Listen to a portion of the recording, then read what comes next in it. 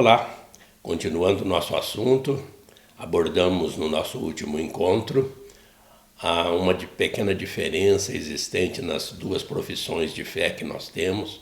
No Niceno-Constantinopolitano, só diz que Jesus foi morto e sepultado. E no símbolo apostólico tem ainda um acréscimo, desceu à mansão dos mortos, e sobre isso nós refletimos então no encontro anterior. O fato é que nós estamos agora nesse momento de refletir sobre a ressurreição do Senhor, que para nós é a grande prova de fé que nós vivemos, porque a ressurreição é o ápice. São Paulo vai nos dizer depois, se nós não crermos na ressurreição, a nossa fé é vã.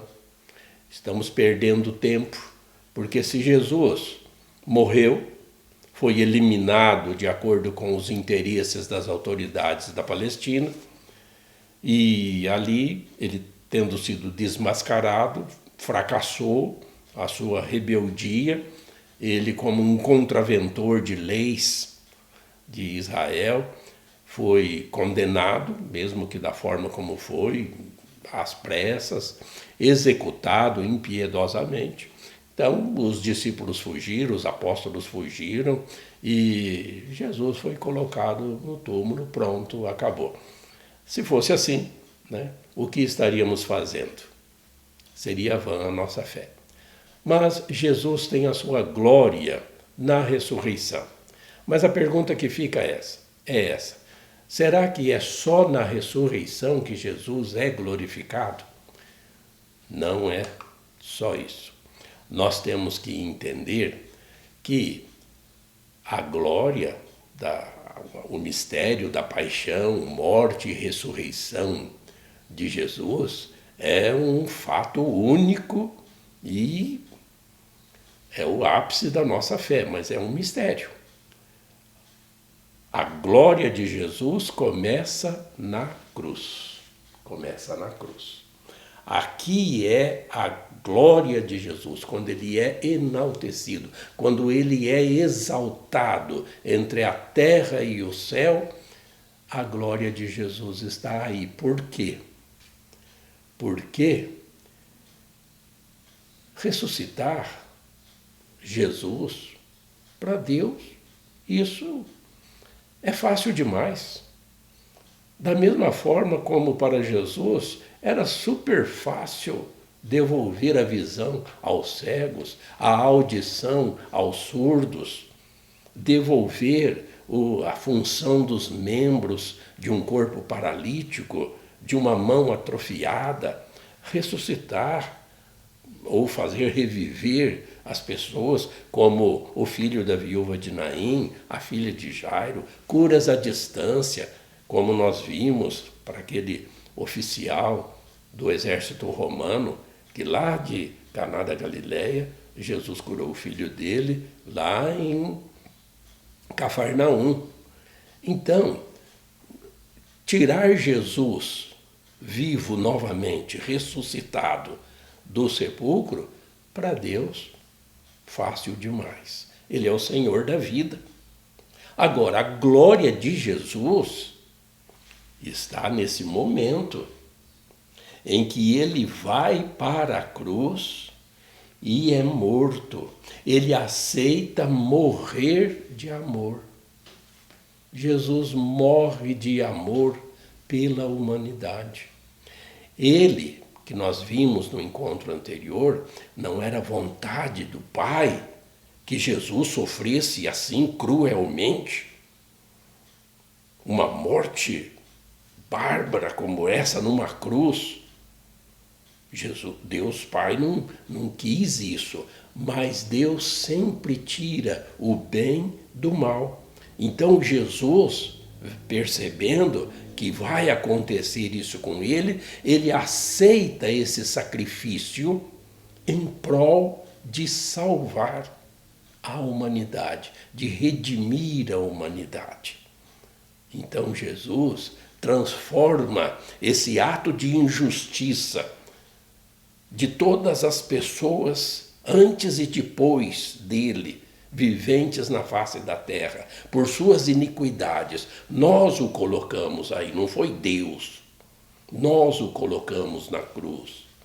As injustiças, os nossos pecados, mas ele aceita então esse sacrifício, essa morte injusta, ele vai para a cruz consciente, como um ato de amor, morrer de amor. E ele mesmo já tinha previsto isso e dito: ninguém tem maior amor do que aquele que dá a vida por seus amigos. Vejam que nós temos algumas citações, por exemplo, a de João, no capítulo 13, antes da festa da Páscoa. Sabendo Jesus que chegara a sua hora de passar deste mundo para o Pai, tendo amado os seus que estavam no mundo, amou-os até o fim. Então, ele sabe, já nessa sua despedida, que são os últimos capítulos do 13 até o 17, Jesus aceita isto que lhe é imposto pela lei, embora injusta, mas ele aceita e permanece firme na sua disposição de que com esse seu sacrifício ao Pai, ele como sacerdote perfeito, sem pecado, ele não precisa pedir perdão pelos seus próprios pecados, que ele não tem, mas ele intercede por nós. Ele é o Cordeiro de Deus. Então, já no capítulo 17, que é, segundo alguns autores, o ápice do Evangelho de João: Pai, chegou a hora, glorifica teu Filho para que teu Filho te glorifique, e que pelo poder que lhe deste sobre toda a carne, sobre toda a humanidade, ele dê a vida eterna a todos os que lhe deste. Por esse momento de glória de Jesus na cruz, ele morrendo de amor por todos, ele dá a vida eterna para todos os que o aceitam, para todos os que o recebem. Quem crer nele está salvo, porque quem crê em Jesus vai seguir com certeza o que ele ensina, o que ele pede, porque é a vontade de Deus. Muito bem, então, quando chega a manhã do domingo, em que algumas mulheres vão ao túmulo porque querem terminar o serviço, né, da preparação do corpo segundo os ritos judaicos, porque não deu tempo de fazer isso na tarde da sexta-feira.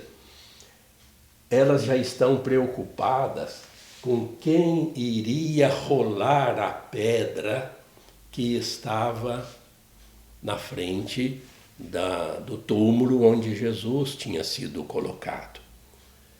Porque, claro, pesada.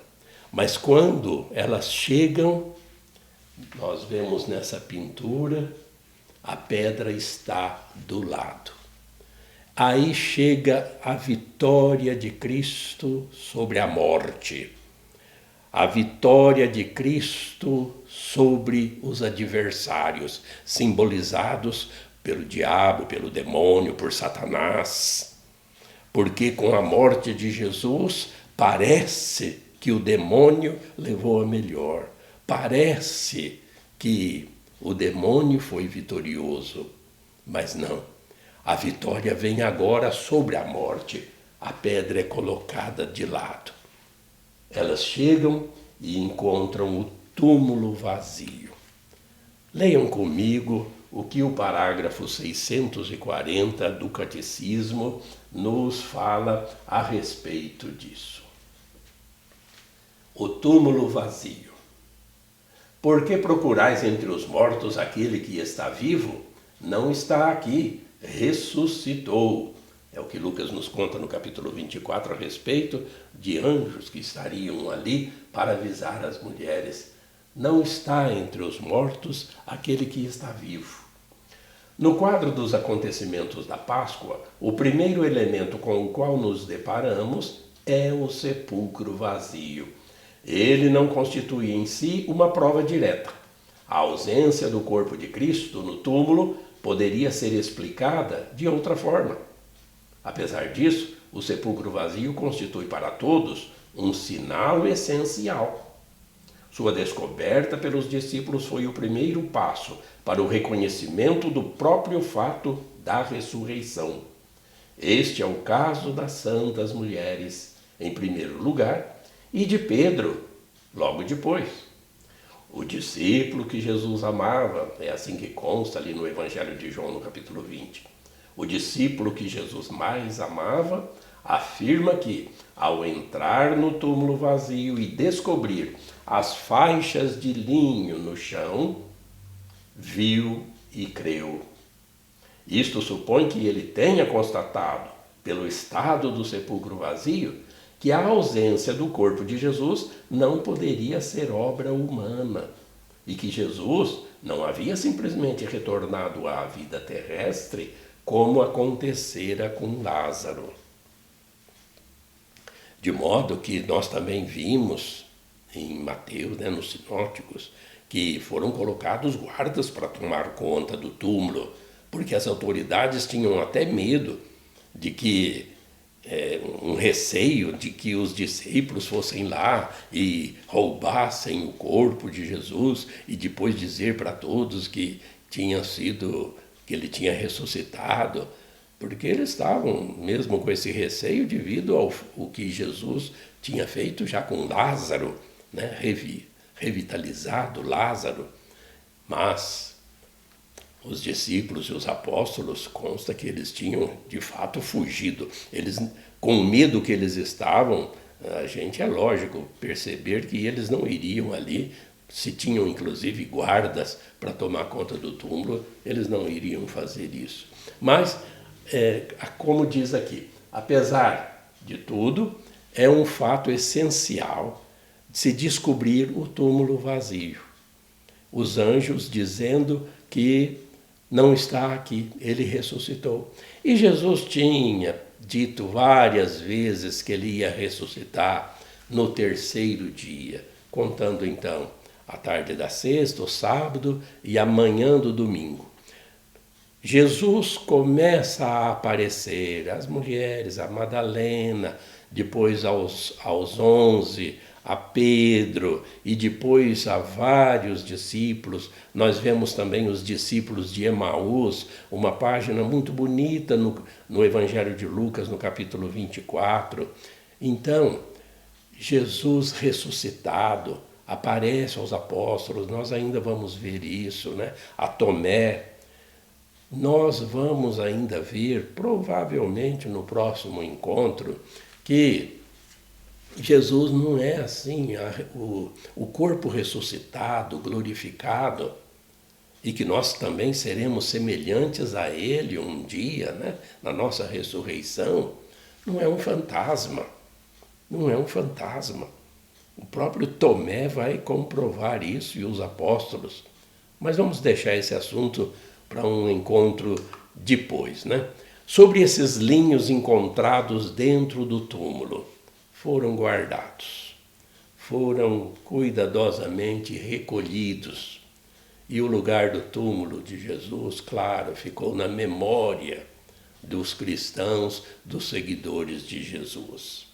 E é sobre este linho que nós conhecemos pelo Santo Sudário, que se encontra guardado desde então. Agora está na Catedral de Turim, na Itália, dentro lá de um relicário. Só de vez em quando ele é exposto e atrai milhões de pessoas. É a relíquia mais sagrada do cristianismo. Esse linho, esse pano, um lençol, podemos chamar assim, que tem 4 metros e 26 centímetros de comprimento por 1 metro de largura, e ele era uma relíquia que os cristãos guardaram por milênios, viam algumas manchas, como nós estamos vendo aqui, né? Mas se sabia que era o tecido que ficou cobrindo o corpo de Jesus, mas não se tinha mais nada de informações a respeito dele. Ali tem uma pintura mostrando como que era colocado, né? O tecido assim, Jesus, no caso, a pessoa morta era colocada e coberto e embrulhado, né?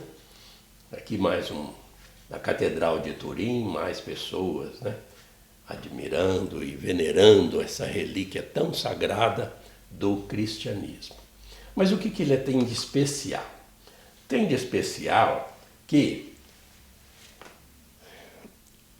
falando sobre fotografia, a fotografia não é fruto de um inventor apenas. Uma pessoa inventou a fotografia, não. Foram alguns séculos, desde, por exemplo, Leonardo da Vinci, que já no século XVI começou com algumas experiências, isso depois no século XVII, XVIII, até o XIX, algumas pessoas iam tendo experiências assim, numa evolução de registrar algum objeto, algum fato.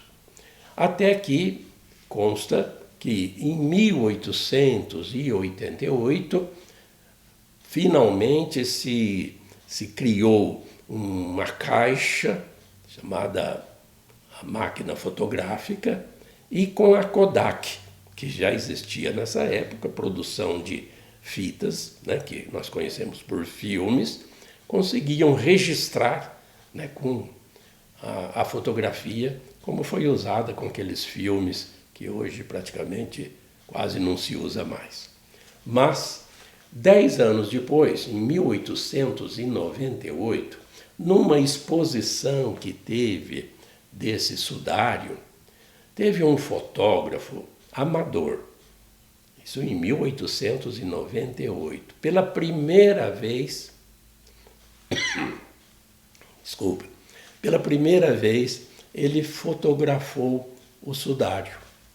E qual foi a surpresa dele? O nome dele era Secondo Pia. Qual foi a surpresa dele ao ver no negativo essa figura? Então, foi um fato inédito, estranhíssimo, porque o sudário não mostrava apenas aquelas manchas, mas a figura de um homem, a figura de um cadáver.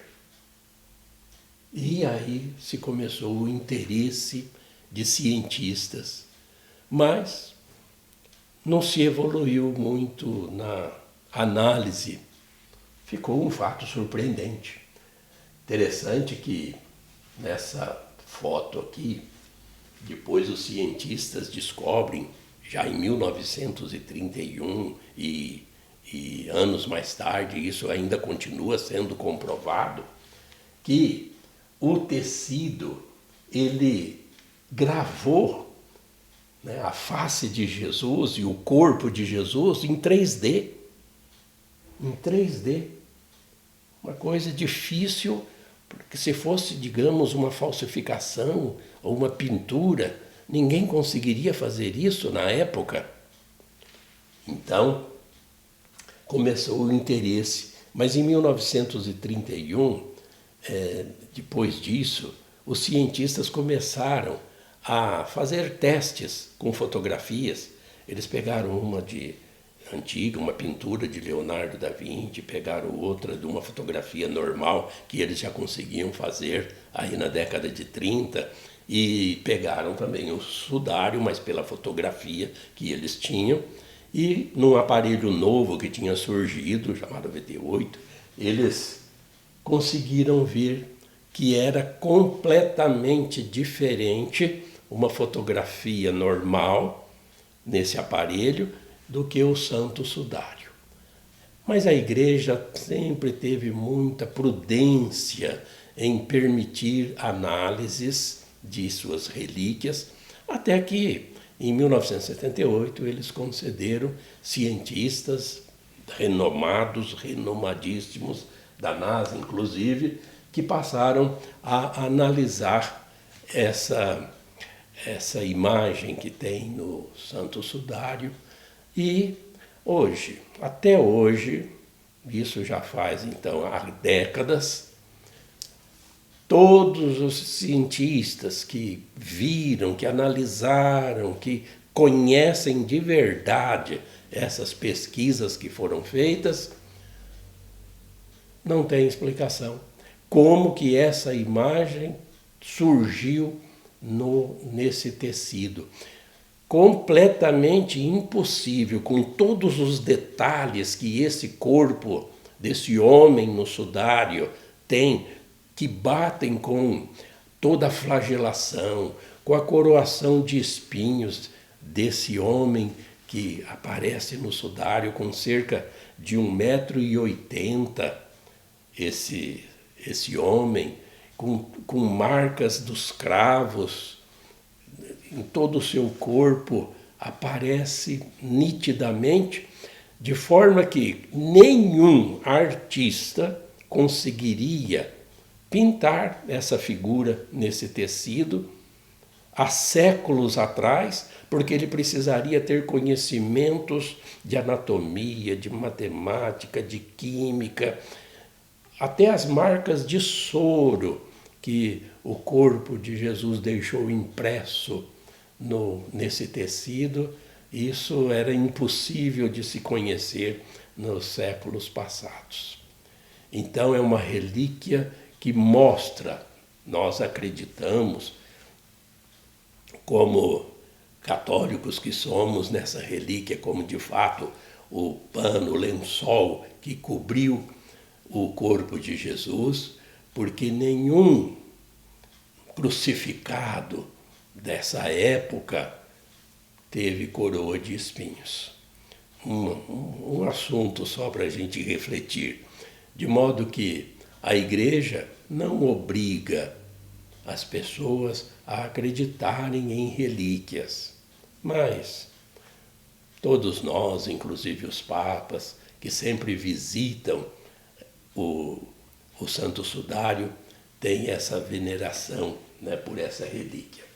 Aqui, artistas atuais, com as técnicas modernas, né, contemporâneas, recriam ou tentam recriar o rosto de Jesus de acordo com o que nós vemos no Santo Sudário. Esse livro, A Paixão de Cristo, segundo o cirurgião, esse Pierre Barbet, ele estudou o corpo, esse sudário, e ele faz uma análise precisa, é um dos primeiros, como médico e como cirurgião, atestando, tem ali todas as provas, consistentes inclusive, de que é uma figura ímpar na história das relíquias da nossa igreja. Bom, nosso assunto termina por aqui hoje, né, com essa abordagem do Santo Sudário, mas nós vamos continuar ainda no próximo encontro a falar de Jesus ressuscitado. A glória de Jesus, que se dá na cruz, quando ele morre de amor por nós, ele aí, agora vivo, vencedor, vitorioso, volta àquela glória que ele sempre teve antes da encarnação. Essa é a nossa fé. Jesus não é um fantasma, não é um mito, como tanta gente ainda diz que não é Deus, etc., né? Aquelas heresias que depois vão surgir, que nós vamos comentar também, mas Jesus ressuscitado é o centro da nossa fé. Quantos assuntos ainda nós temos para mostrar aqui para você? É só continuar no nosso canal, seguindo essas nossas reflexões, né, de encontro e encontro. Que todos nós, com esse aumento de conhecimento, tenhamos mais amor a Deus, que tanto nos amou. Fique com Deus, Deus te abençoe.